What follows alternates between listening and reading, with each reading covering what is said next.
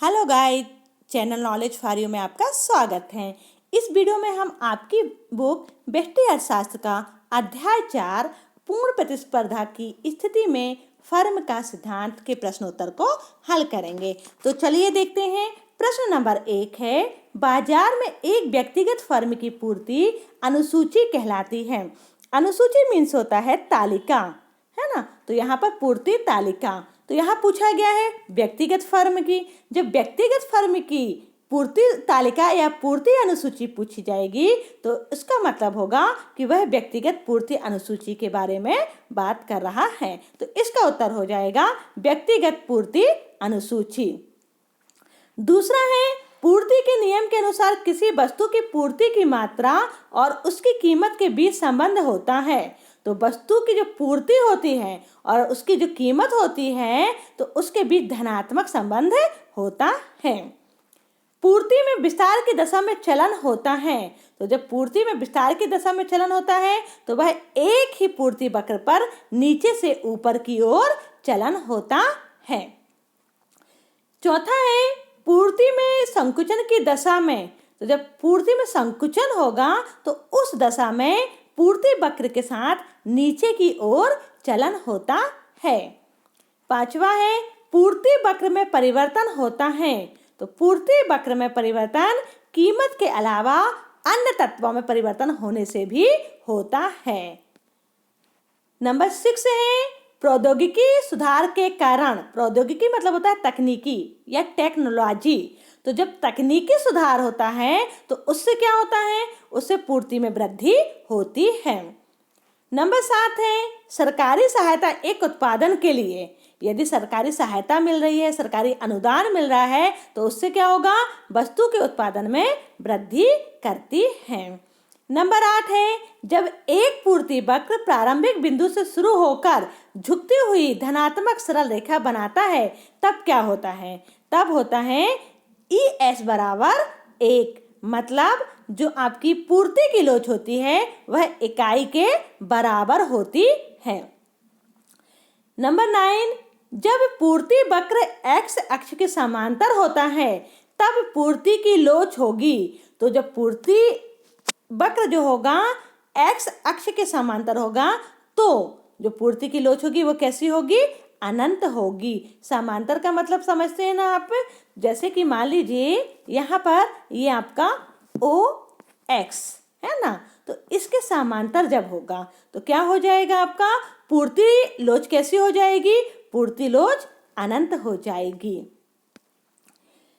Number 10 है, जब वस्तु की कीमत 4 रुपये प्रति इकाई से बढ़कर 5 रुपये प्रति इकाई हो जाती है और पूर्ति की मात्रा बढ़कर 100 इकाई से 120 इकाई हो जाती है तब इसकी पूर्ति की कीमत लोच क्या होगी। ठीक, तो यहाँ पर हम जानते हैं कि पूर्ति की कीमत लोच ज्ञात करनी है। तो पूर्ति की कीमत लोच ज्ञात करने के लिए डेल्टा क्यू का मतलब होता है क्वांटिटी, मतलब मात्रा। तो डेल्टा, यहाँ पर डेल्टा का मीन्स होगा परिवर्तन, है ना, मतलब मात्रा में कितना परिवर्तन हो रहा है। तो मात्रा में परिवर्तन बटे डेल्टा P यानी कीमत में परिवर्तन गुणित P बटे Q। P मतलब कीमत और Q मतलब क्वांटिटी यानी मात्रा। मतलब हो जाएगा आपका कि मात्रा में परिवर्तन बटे कीमत में परिवर्तन गुणित कीमत बटे मात्रा। तो इसको भर लीजिए। तो हम देख रहे हैं यहाँ पर मात्रा में परिवर्तन कितनी हुई, पहले 100 इकाई थी, अब बढ़कर कितनी हो गई, 120। तो जो परिवर्तन हुआ वो 120 हो गया। ठीक, फिर दूसरा है इसमें कि प्राइस कितना था। तो पहले प्राइस कितना था, 4 रुपये थे, अब कितना हो गया, अब बढ़ के 5 रुपये हो गया। ठीक, तो बटे में क्या हो जाएगा, 120 बटे 5, है ना, और -100। ठीक, थोड़ा सा यहाँ पर फेरबदल कर लेना। आपका जो परिवर्तन है तो परिवर्तन 120 - 100 हो जाएगा, है ना, क्योंकि आपका परिवर्तन पूछा गया है। तो 120 ऋण 100 बटे 5 ऋण 4 गुणित 4 बटे 5 है। ठीक, तो इस प्रकार से आपका 120 में से 100 जाएगा, कितना बचेगा, 20 बचेगा, और 5 में से 4 जाएगा, 1 बचेगा। ठीक, तो 20 बटे 1 गुणित 4 बटे 100 भाग करेंगे, गुणा करेंगे तो हमें मिलेगा 0.8। तो इसका उत्तर हो जाएगा 0.8 है। 11वां नंबर है, निम्नांकित में पूर्ति का आवश्यक तत्व नहीं है। तो पूर्ति का आवश्यक तत्व कौन सा नहीं है? क्रय की इच्छा, यह पूर्ति का आवश्यक तत्व नहीं है। 12वां है, पूर्ति में उसी कीमत पर गिरावट आ जाती है जब पूर्ति में कमी हो जाए। 13वां नंबर है, निम्नांकित में उत्पादन के साधनों की कीमत बढ़ने का परिणाम है। तो पूर्ति वक्र का बाईं ओर शिफ्ट होना। नंबर 14 है, बाजार अवधि वह समय अवधि है जिसमें पूर्ति परिवर्तन उपलब्ध क्षमता एक ही संभव है। ठीक, तो इसका उत्तर हो जाएगा सी। 15वां है, आधुनिक टेक्नोलॉजी मतलब आधुनिक जो तकनीक है से एक मशीन की स्थापना से उत्पादन लागत में कमी आ जाती है। तो इसे कहेंगे, अब नई तकनीक लगाई गई है और नई तकनीक लगाने से उत्पादन में क्या हो गया है? कमी हो गई है। तो इसे क्या कहा जाएगा? इसे कहा जाएगा पूर्ति में वृद्धि, उत्पादन लागत में कमी आई है। ठीक है ना। देखिए, नया साधन आया, नई मशीन आई, तो जो नई मशीन होगी वो उत्पादन ज़्यादा करेगी, उत्पादन ज़्यादा करेगी तो लागत क्या हो जाएगी? कम हो जाएगी। जब लागत कम होगी तो पूर्ति में क्या हो जाएगी? वृद्धि हो जाएगी। नेक्स्ट प्रश्न है, रिक्त स्थानों की पूर्ति कीजिए। तो पूर्ति एक खालिस्तान अवधारणा है। तो पूर्ति एक गुणात्मक अवधारणा है। कर की मात्रा में वृद्धि होने पर पूर्ति खालिस्तान है। तो खालिस्तान में कमी होती है। कर की मात्रा में यदि वृद्धि हो जाए तो पूर्ति की मात्रा में कमी होती है। फर्मों की संख्या बढ़ने में पूर्ति खालिस्तान है। तो फर्मों की संख्या बढ़ने में पूर्ति में वृद्धि होती है। वस्तु की पूर्ति खालिस्तान का एक भाग है। तो सीमांत लागत वक्र का एक भाग है। पूर्ति वक्र का आशय पूर्ति अनुसूची की खालिस्तान प्रस्तुति है। इसका उत्तर हो जाएगा आरेखीय। नेक्स्ट है, किसी वस्तु की पूर्ति को निर्धारित करने वाला एक प्रमुख घटक वस्तु की खालिस्तान है। तो क्या होता है? कीमत है। पूर्ति वक्र का ढाल एक्स अक्ष के चरों का भाग लगाने पर आने वाला खालिस्तान है। इसका उत्तर हो जाएगा धनात्मक ढाल। नेक्स्ट क्वेश्चन है, एक शब्द में उत्तर दीजिए। अल्पकाल में फर्म का पूर्ति वक्र किस प्रकार का होता है? तो अल्पकाल में फर्म का पूर्ति वक्र कम लोचदार होता है। दूसरा है, फर्म के पूर्ति वक्र को तकनीकी उन्नति किस प्रकार प्रभावित करती है? तो फर्म की पूर्ति वक्र को तकनीकी उन्नति पूर्ति में वृद्धि करती है और साथ में जो वक्र होता है उसे दाईं ओर शिफ्ट करती है। सरकार द्वारा मुख्य रूप से किस प्रकार के उत्पादन के लिए कीमत का आधार निर्धारित करती है? तो सरकार द्वारा जो कीमत निर्धारित होता है वह आवश्यक वस्तु में होता है। एक फर्म द्वारा की जाने वाली पूर्ति को क्या कहते हैं? तो एक फर्म द्वारा की जाने वाली पूर्ति को व्यक्तिगत पूर्ति कहा जाता है। जिन घटकों के कारण किसी वस्तु की पूर्ति में परिवर्तन हो जाता है उन्हें क्या कहा जाता है? तो उन्हें पूर्ति के निर्धारक घटक कहा जाता है। नंबर 6 है, वस्तु की मात्रा जो सभी फर्मों बाजारों में बेचने के लिए निश्चित समय अवधि में निश्चित कीमत पर प्रस्तुत करती है उसे कहते हैं। तो उसे बाजार पूर्ति कहा जाता है।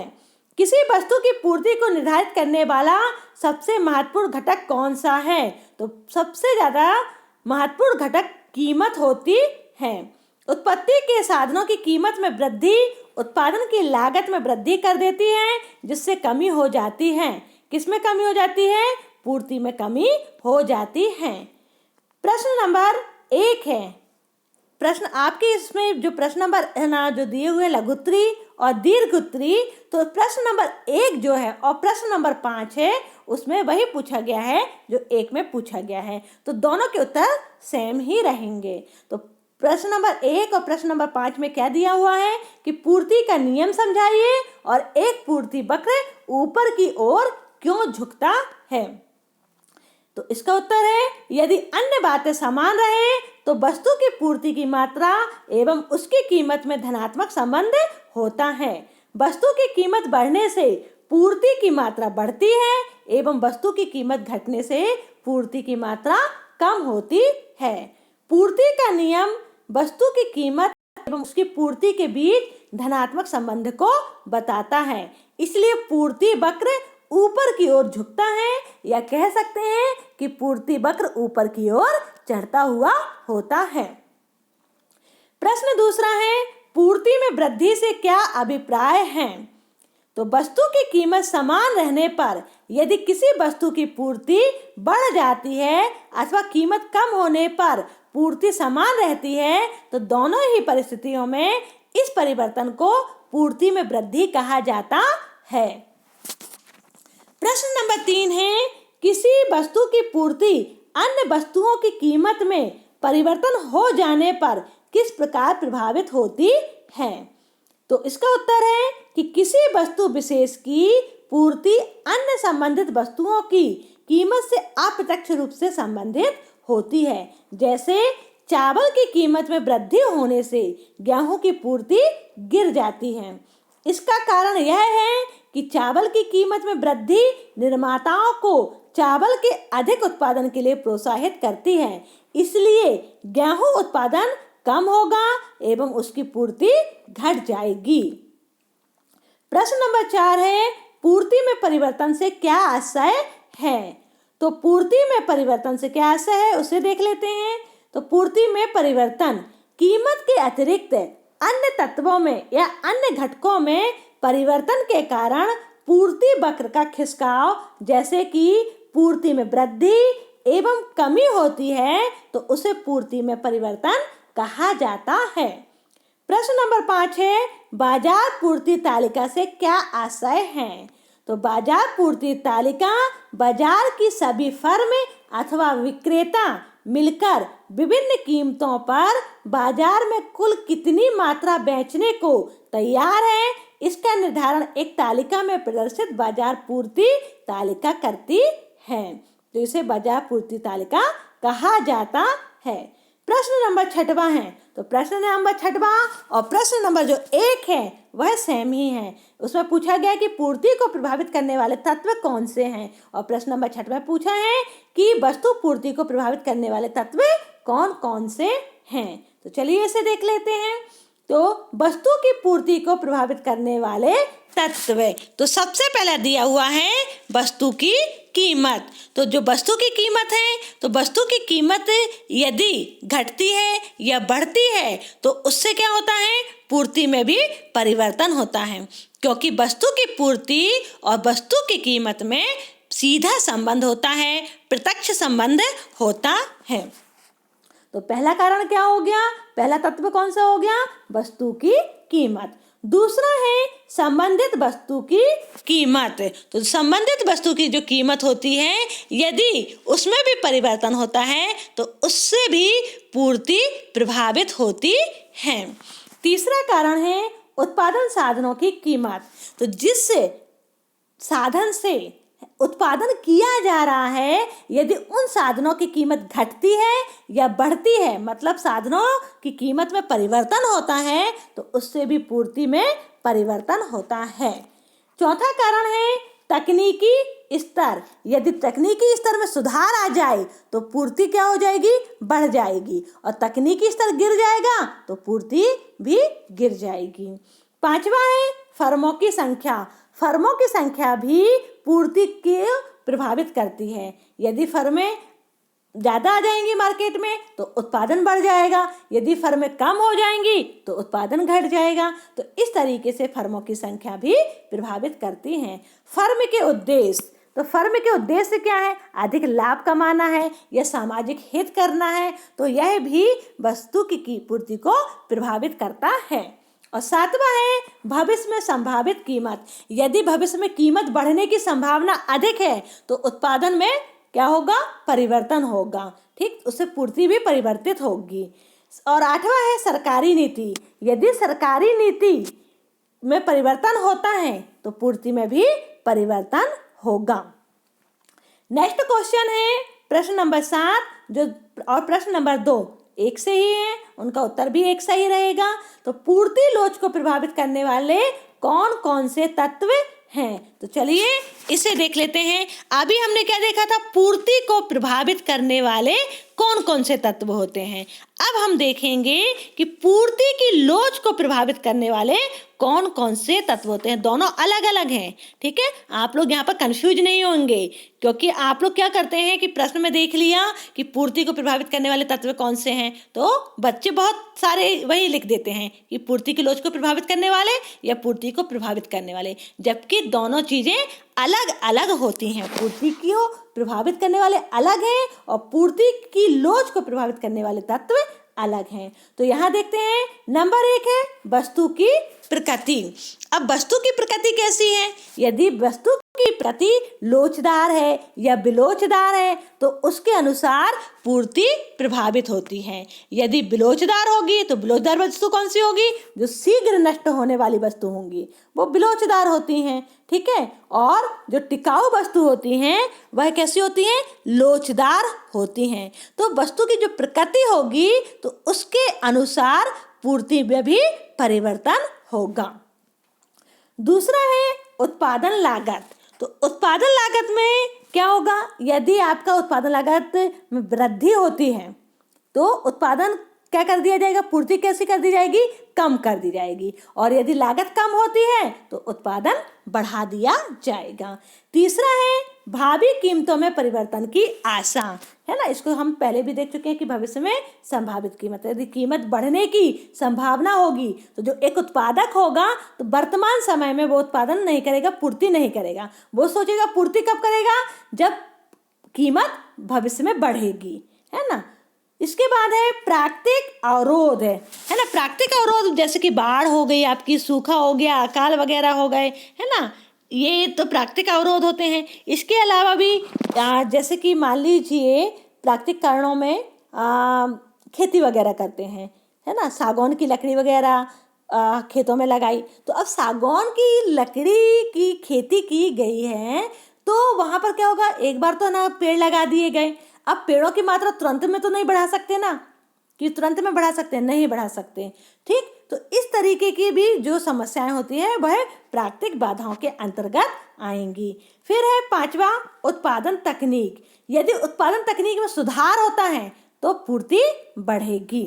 6वां है समय तत्व। तो समय तत्व भी 3 प्रकार के होते हैं, एक अति अल्पकाल, एक अल्पकाल और तीसरा होता है दीर्घकाल। तो समय तत्व के कारण भी पूर्ति प्रभावित होती है। प्रश्न नंबर 8 है और 8 और 6 भी एक जैसे ही हैं तो उनका उत्तर भी सेम होगा। पूर्ति वक्र पर चलन और पूर्ति वक्र में परिवर्तन में अंतर बताइए। ये प्रश्न नंबर 8 हो गया। और प्रश्न नंबर 6 में पूछा गया है कि रेखा चित्र के द्वारा पूर्ति वक्र पर चलन और पूर्ति वक्र में परिवर्तन में अंतर बताइए। तो चलिए इसे देख लेते हैं। पूर्ति वक्र चलन और पूर्ति वक्र में परिवर्तन। तो यदि अन्य बातें यथास्थिर रहने पर जब किसी वस्तु की कीमत में परिवर्तन होने के फलस्वरूप पूर्ति में परिवर्तन हो, ठीक, क्या बोला गया यहाँ पर कि अन्य बातें, अन्य घटक स्थिर रहें, लेकिन यदि कीमत में परिवर्तन होता है और कीमत में परिवर्तन होने के कारण पूर्ति में परिवर्तन होता है तो उसे क्या कहा जाएगा? पूर्ति वक्र चलन कहा जाएगा, ठीक। और इसके ठीक विपरीत क्या होगा? जब किसी वस्तु की पूर्ति में परिवर्तन कीमत के अतिरिक्त अन्य तत्वों में होने वाले परिवर्तन के स्वरूप होता है तो पूर्ति वक्र ऊपर अथवा नीचे की ओर खिसक जाता है। इसे पूर्ति वक्र का खिसकाव कहते हैं। अभी पूर्ति वक्र में हमने देखा था कि कीमत में परिवर्तन हो तो पूर्ति में परिवर्तन होता है, लेकिन पूर्ति वक्र परिवर्तन में किस में परिवर्तन हो रहा है? कीमत में नहीं हो रहा। कीमत में परिवर्तन इसमें हो रहा है और इसमें परिवर्तन किस में हो रहा है? अन्य घटकों में, अन्य तत्वों में परिवर्तन हो जाए। तो अन्य तत्व कौन से कहलाते हैं? अन्य तत्व जैसे आपका हो गया तकनीकी प्रगति, मतलब नई तकनीक आ जाए, न्यू टेक्नोलॉजी आ जाए, ठीक है। और स्थानापन्न वस्तुएं होती हैं, उनकी कीमत में कमी हो जाए, ठीक उद्देश्य में परिवर्तन हो जाए, जो उत्पादक होते हैं उनके उद्देश्य में परिवर्तन हो जाए, फर्मों की संख्या में वृद्धि हो जाए, भविष्य में कीमत घटने की संभावना हो और करों में कमी हो जाए, अनुदान में वृद्धि हो जाए, तो ये अन्य घटक होते हैं या अन्य तत्व होते हैं। इनमें अगर परिवर्तन होता है और उसके कारण पूर्ति वक्र में परिवर्तन होता है तो उसे पूर्ति वक्र का खिसकाव कहा जाता है या पूर्ति वक्र में परिवर्तन कहा जाता है। दूसरा अंतर है, पूर्ति वक्र पर चलन निम्न दो प्रकार के होते हैं। अब पूर्ति वक्र पर चलन कितने प्रकार के होंगे? यहाँ पर दो प्रकार के। पहला होता है नीचे से ऊपर की ओर चलन, अर्थात पूर्ति में विस्तार। नीचे से जब ऊपर की ओर जाएंगे तो वह विस्तार की स्थिति बनेगी। दूसरा है ऊपर से नीचे की ओर चलन, पूर्ति में संकुचन। जब ऊपर से नीचे आ जाएंगे तो वह संकुचन होगा। इसके ठीक विपरीत होगा, पूर्ति वक्र खिसककर दाईं ओर अथवा बाईं ओर चला जाता है तो दाईं ओर का खिसकाव पूर्ति में वृद्धि और बाईं ओर का खिसकाव पूर्ति में कमी की स्थिति को प्रदर्शित करता है। तीसरा अंतर है, इस अवस्था में उत्पादक या जो विक्रेता होता है पूर्ति के नियम के अनुसार व्यवहार करता है और पूर्ति वक्र में परिवर्तन में इस स्थिति में उत्पादक कीमत के अतिरिक्त अन्य तत्वों से प्रभावित रहता है। अब हम इसे रेखा चित्र के द्वारा समझ लेते हैं, क्योंकि आपके प्रश्न नंबर 6 में बोला गया है कि पूर्ति वक्र पर चलन और पूर्ति वक्र में परिवर्तन को रेखा चित्र के द्वारा समझाइए। तो देख लेते हैं पूर्ति में विस्तार। यहाँ हम देख रहे हैं OX अक्ष पर मात्रा दी हुई है और OY पर कीमत दी हुई है।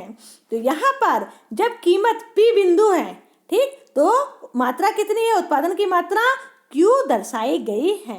अब यहाँ देखते हैं कि कीमत P से बढ़कर P1 हो जाती है, तो P1 होने पर जो मात्रा है उत्पादन की वो क्या हो जाएगी? बढ़ जाएगी।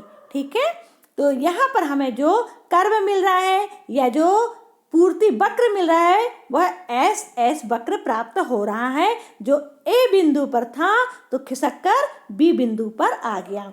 तो ये जो तीर का निशान आप देख रहे हैं, तो ये तीर का जो निशान है वह पूर्ति में विस्तार को दर्शाता है। अब हम अंतर देख रहे हैं कि पूर्ति में विस्तार और पूर्ति में वृद्धि में अंतर क्या है। ठीक, अब पूर्ति में वृद्धि देख लेते हैं। पूर्ति में विस्तार किस कारण से हुआ था? पूर्ति में विस्तार कीमत में वृद्धि या कीमत में कमी के कारण होता है। ठीक है ना, मतलब कौन प्रभावित करता है? कीमत प्रभावित करता है। लेकिन पूर्ति में जब वृद्धि की बात आएगी या कमी की बात आएगी तो वहाँ कीमत प्रभावित नहीं करती, बल्कि अन्य घटक या अन्य तत्व प्रभावित करते हैं। और अन्य घटक या अन्य तत्व कौन कौन से होते हैं वो हम आपको बता चुके हैं। तो चलिए इसमें देखते हैं। OX मात्रा पर मात्रा और OY पर कीमत दी हुई है। अब यहाँ पर देख रहे हैं कि P कीमत होने पर, OP कीमत होने पर आपकी जो मात्रा थी कितनी थी? OQ है। ठीक है, P मात्रा होने पर उत्पादन कितना हो रहा है? Q मात्रा का हो रहा है।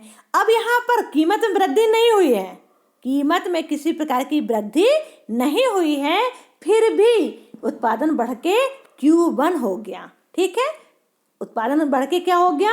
Q से Q1 हो गया। ठीक, क्या कारण है? किस कारण से हुआ? कीमत में तो वृद्धि नहीं हुई है। कारण है अन्य घटकों में परिवर्तन, नई तकनीक का आ जाना, है ना, उद्देश्य का परिवर्तन हो जाना, भविष्य में कीमतों का कम हो जाना या बढ़ जाना। ठीक, तो ये सारे कारण होते हैं जिनके कारण पूर्ति में वृद्धि होती है। अब यहाँ देख रहे हैं हम कि कीमत जो है घटकर P2 हो जाती है। ठीक है, कीमत घट के क्या हो गई? P2 हो गई है।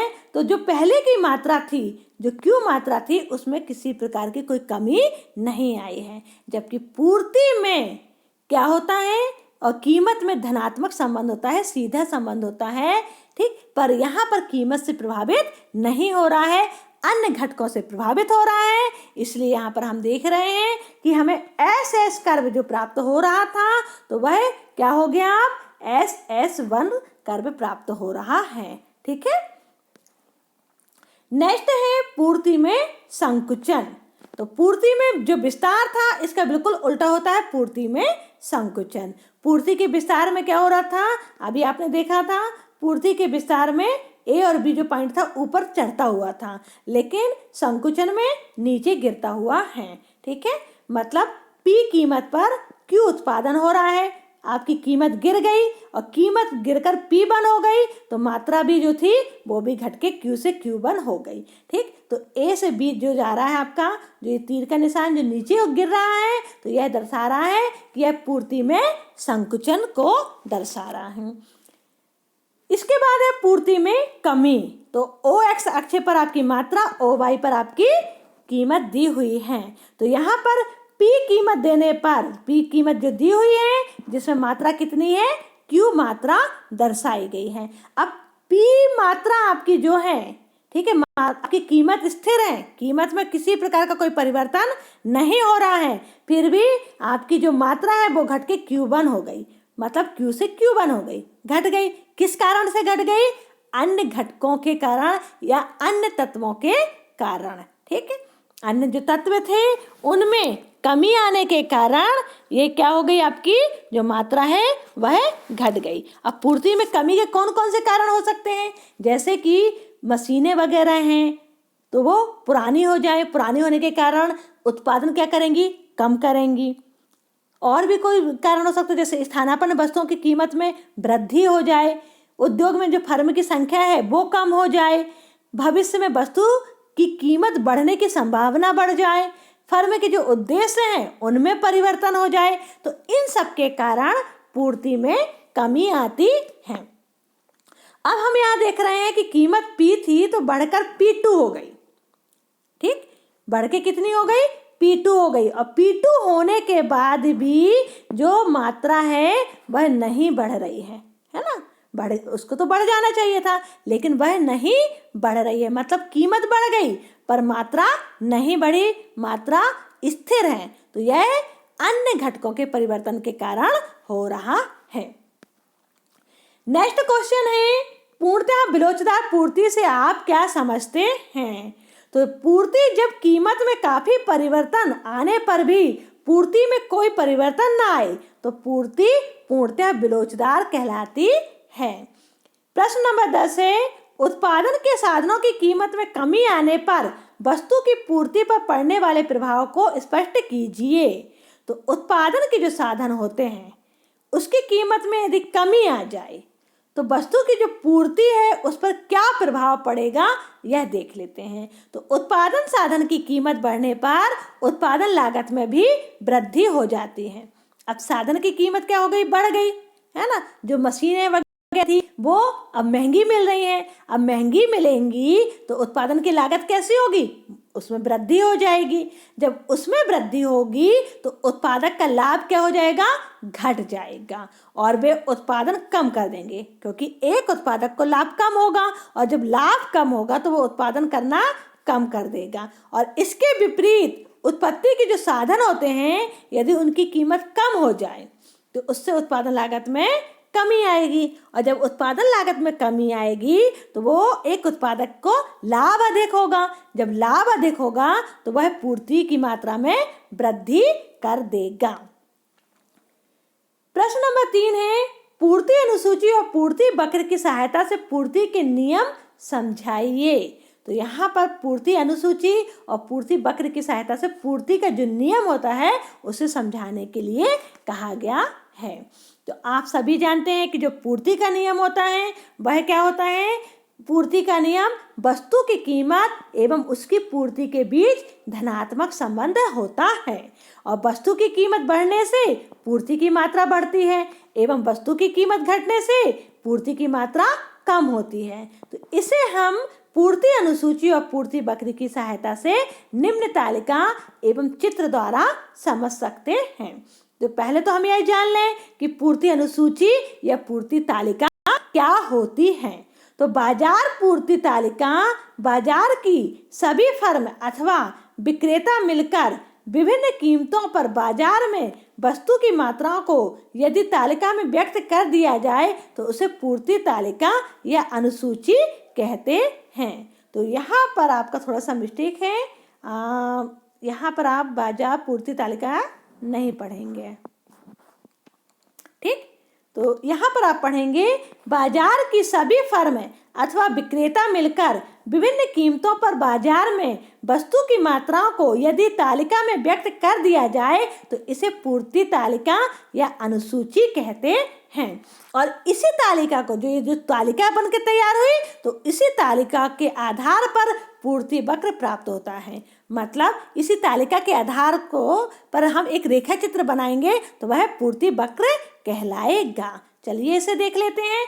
पूर्ति अनुसूची, तो वस्तु की कीमत दी है और पूर्ति की यहाँ पर मात्रा दी है। वस्तु की कीमत है 4 रुपये, 5 रुपये, 6 रुपये, 7 रुपये, 8 रुपये और 9 रुपये। जब वस्तु की कीमत 4 रुपये है तो पूर्ति की मात्रा कितनी है? 2 है। अब कीमत बढ़ गई और कीमत बढ़ के कितनी हो गई?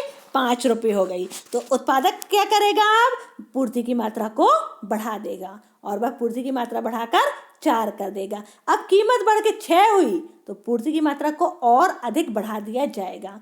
पूर्ति की कीमत जैसे जैसे बढ़ती जा रही है तो वैसे वैसे पूर्ति की मात्रा भी बढ़ती जा रही है। 9 रुपये कीमत होने पर पूर्ति की मात्रा 12 इकाई हो गई। तो इसे हम एक चित्र के द्वारा समझ लेते हैं। OX अक्ष पर मात्रा दी हुई है और OY अक्ष पर आपकी कीमत दी हुई है। तो मात्रा कितनी है? 2, 4, 6, 8, 10 और 12। कीमत है 4, 5, 6, 7, 8 और 9। जब आपकी कीमत हमने देखी थी 4 रुपये थी, ठीक है, तो पूर्ति की मात्रा कितनी थी? 2 रुपये थी।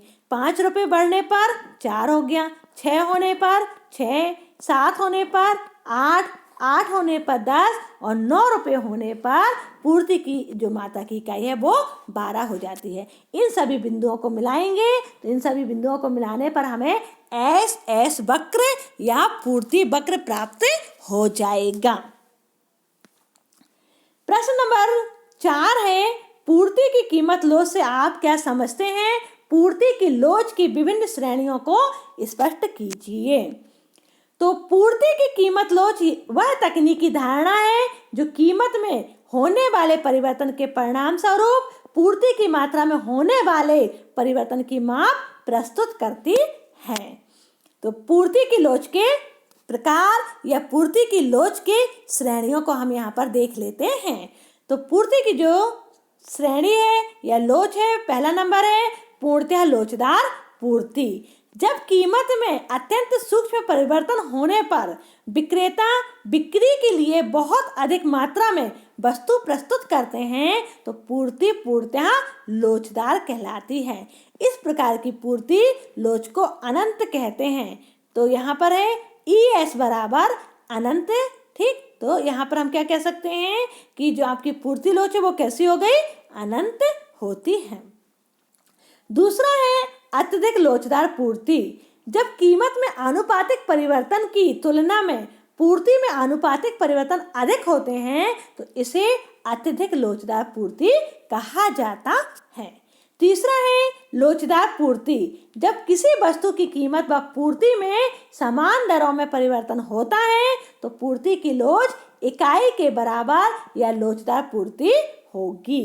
चौथा है पूर्णतः विलोचदार पूर्ति। जब कीमत में परिवर्तन होने पर भी पूर्ति की मात्रा स्थिर रहती है तो पूर्ति की लोच शून्य होती है और इसे पूर्णतः विलोचदार पूर्ति कहते हैं।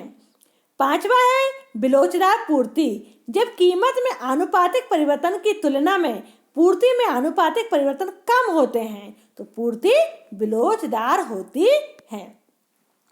प्रश्न नंबर 7 है, यदि उत्पादन के साधनों की लागत में वृद्धि होती है तो पूर्ति वक्र पर इसका क्या प्रभाव पड़ेगा? रेखा चित्र की सहायता से समझाइए। तो उत्पादन के साधन की लागत में वृद्धि हम पहले भी देख चुके हैं, पर इसे रेखा चित्र के द्वारा और समझ लेते हैं।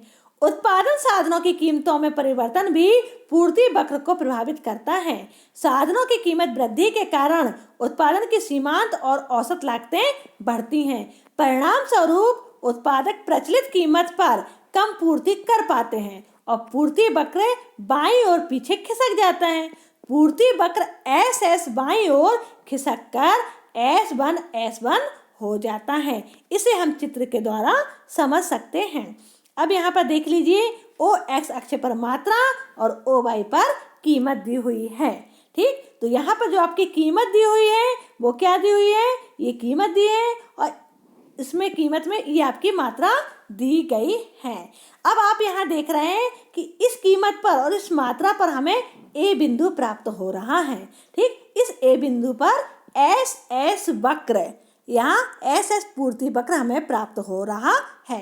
अब कीमत की बात नहीं चल रही है, प्रश्न क्या किया गया था, उत्पादन के साधनों में परिवर्तन हो जाए। ठीक है, यहाँ कीमत की बात नहीं, अन्य घटकों में परिवर्तन हो रहा है। ठीक है, तो अन्य घटक जो होते हैं, तो उत्पादन के जो साधन होते हैं उनमें परिवर्तन हो रहा है। तो उनमें परिवर्तन होने से अब क्या हो रहा है कि आपकी जो कीमत तो क्या है, स्थिर है, कीमत में कोई भी परिवर्तन नहीं हो रहा है। ठीक, तो आपका जो मात्रा थी घटकर कितनी हो गई, बी बिंदु पर आ गई, घटकर क्या हो गई, बी बिंदु पर आ गई। तो इस बी बिंदु पर हमें S1 रेखा या वक्र प्राप्त हो रहा है। तो हम क्या देख रहे हैं कि आपका SS से SS1 पर पहुंच गए।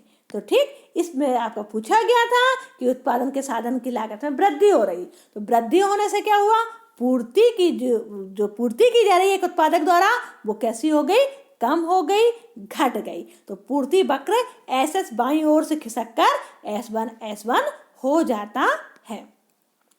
प्रश्न नंबर 8 है, पूर्ति की कीमत लोच को मापने की दो विधियों का वर्णन कीजिए। तो यहाँ पर पूर्ति की जो कीमत लोच है उसके मापने की जो दो रीतियाँ हैं, जो विधियाँ होती हैं, वह होती है, पहला नंबर है आनुपातिक रीति या प्रतिशत रीति। तो आनुपातिक रीति के अंतर्गत पूर्ति की लोच की के लिए पूर्ति में होने वाले आनुपातिक परिवर्तन को उसके मूल्य में होने वाले आनुपातिक परिवर्तन से भाग दिया जाता है। तो अर्थात पूर्ति की लोच ज्ञात करनी है, तो पूर्ति की लोच बराबर पूर्ति में प्रतिशत परिवर्तन बटे कीमत में प्रतिशत परिवर्तन।